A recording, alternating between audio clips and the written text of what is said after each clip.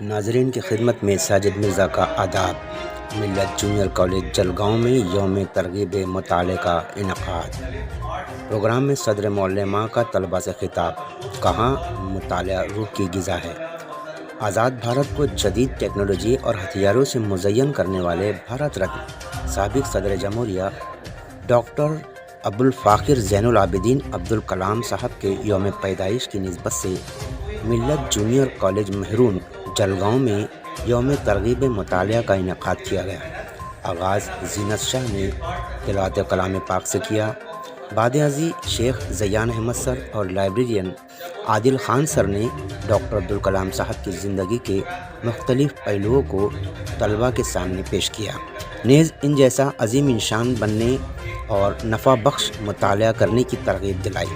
Programme میں doctor کلام کے مختلف ویڈیوز، ان کے بنائے گئے میزائل کے بارے میں معلومات کی ویڈیوز بذریعہ پروجیکٹر دکھائی گئی۔